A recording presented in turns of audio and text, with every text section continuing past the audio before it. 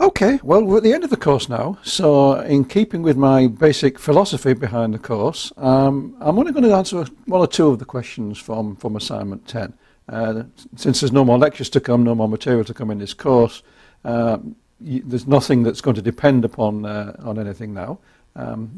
You'll only need this stuff for future courses or for using it in the real world. So I'm going to leave most of the questions on assignment 10 for you to do in your own time and to resolve them with colleagues and so forth. But I'll just do one or two just to sort of set the ball rolling and show a good faith, if you like. Okay. So this one, I'll do assignment 10.1 number 1. The intersection of two intervals is again an interval. It's sort of easy if you think in terms of diagrams. I mean, what are the possibilities? You could have two intervals that could sort of overlap, or one could be inside one of another. They could overlap the other way around. They could be disjoint, completely separate. And I guess that's it, isn't it? They could have overlap one way, they could overlap another way. One could be completely inside another one, or they could be completely disjoint. But let's just do it in a symbolic fashion. Let's be... well, I'll take the case for open intervals. An analogous argument will work for closed intervals. So let's let A be AB and let C be the interval CD.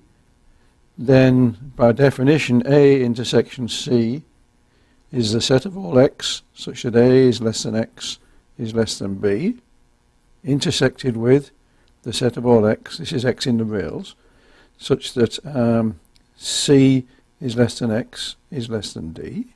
Already.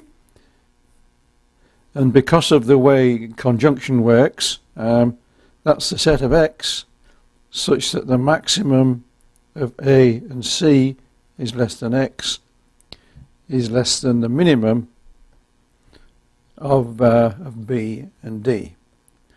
Okay, I think I've used the right letters there. Yeah, that's correct. Okay, which is an interval. It's in fact the interval, open interval, maximum of A and C to the minimum of B and D.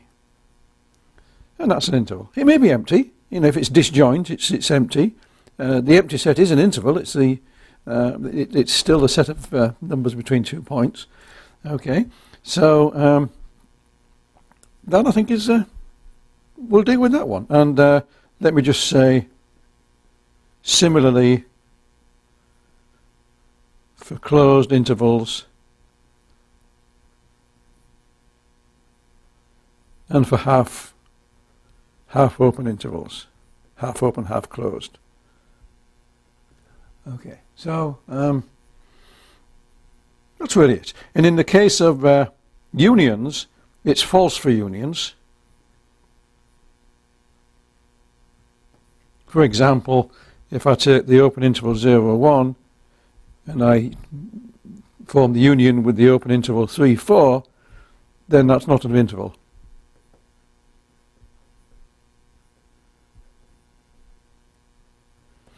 Okay, and that's that one. Okay, which one shall I do next? Let me do... what shall I do next?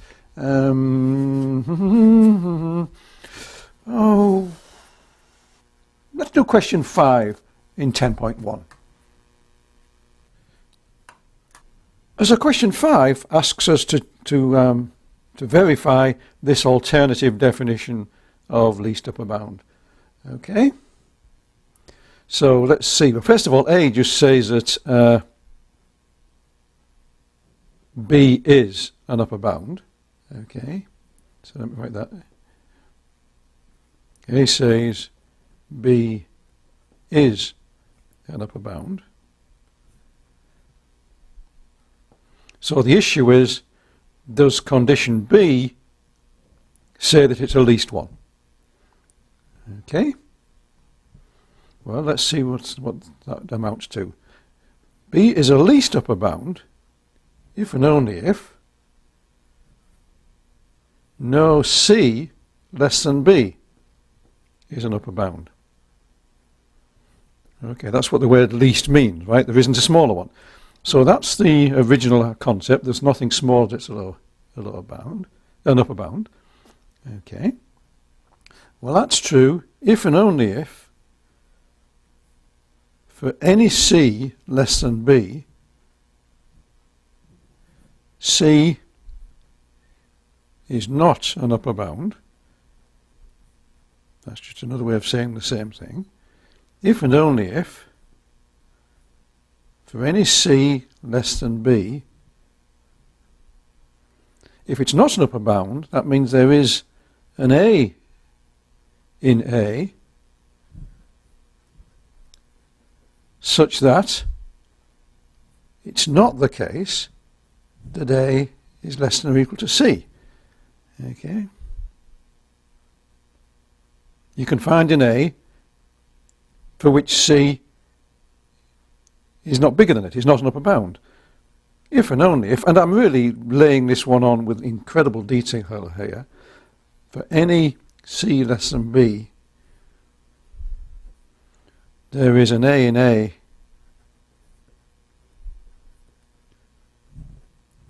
such that A, if it's not less than or equal to C, is bigger than C. Now, arguably, I could have deleted one of these lines. I'm really being very pedantic about writing everything down.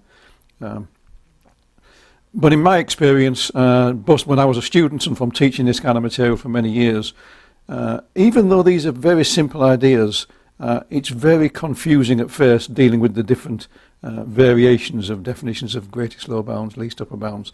There's something about the way the human brain works that even though we recognize on one level that this has got to be really, really trivial, it causes us problems. So it's just something to do with the way the brain works that makes this a challenge, at least for most of us. Okay, well, that's that one. Let's see what we're going to do next. Well, I think I'll do just one more, and I'll pick one of those limit questions in number 4. Okay, this is from assignment 10.2. And I'll pick this one, show that the limit of n over n plus 1 all squared tends to 1 as n goes to infinity. And these all follow a standard pattern. You start by with a given epsilon greater than 0. And what we need to do is we need to find an integer n such that for any natural number n bigger than or equal to n, it is the case that the absolute value of n over n plus 1 all squared minus 1 is less than epsilon. From some point on in the sequence, the difference between that term and 1 is less than epsilon. Okay, so now let's just pull this apart and see what this really wants us to find. We need to find an integer n such that n greater than or equal to n implies, let me write everything over n plus 1 all squared, and I've got n squared minus n squared minus 2n minus 1, that is less than epsilon, i.e. I need to find an n such that n bigger than or equal to n implies the n squareds disappear. I've got a 2n plus 1 over n plus 1 squared, less than epsilon. Okay, so the n squareds disappear. I'm left with minus 2n minus 1 over n plus 1 squared in an absolute value, and taking the absolute value. And so when I do take the absolute value, the minus 2n minus 1 just becomes 2n plus 1, and the n plus 1 squared is positive, of course. So that just reduces to that. Okay, now we can see what to do. What we need to do, remember we're looking for a big n. So let's pick n so big that n plus 1 squared over 2n plus 1 is bigger than 1 over epsilon. We can always do that. Epsilon's given, it's a small number, we'll assume. I mean, these really, we use a symbol epsilon to sort of emphasize the fact that that in reality epsilon's very small. That's not a logical restriction, it's just our intuitions behind what the proof's doing. Okay, so this is going to be a very large number, but in this term, in this quotient, the numerator is squared and the denominator is linear in n, so eventually the numerator dominates the denominator So we can make this as big as we want, and we can certainly make it bigger than 1 over epsilon. And when we do that, we find, of course, that if n is bigger than or equal to n, then 2n plus 1 over n plus 1 squared is certainly less than or equal to 2 big N plus 1 over big N plus 1 squared, which is less than epsilon, because we picked big N to make that happen. Okay? And that's it. Okay, we just worked backwards. We looked at the goal, and we worked backwards, and indeed we can always find an n with this property, because the numerator grows faster than the denominator without bound. It's squared over linear, and so we get this expression. This is very typical of limit verifications. I wouldn't say they were all like this, but the vast majority of them follow this pattern. You work backwards, and then you just ask yourself where you have to look, how big you have to go, how far you have to go out in order to make something happen. And you very often end up saying, well, pick something so big that it's bigger than 1 over epsilon. And very, very common for limits that involve quotients. Okay, well, I think that's all I'm going to do. As I say, I'm not going to do many on assignment 10.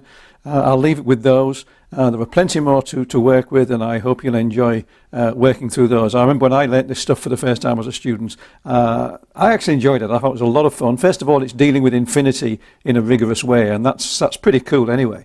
Right, infinity, dealing with infinity, holding infinity in the palm of your hand, that's really pretty cool. And it's just an intellectual challenge. It's a fun game to play. Okay, so enjoy it, have fun with these things, and I hope you do okay in the final exam. Okay, bye for now.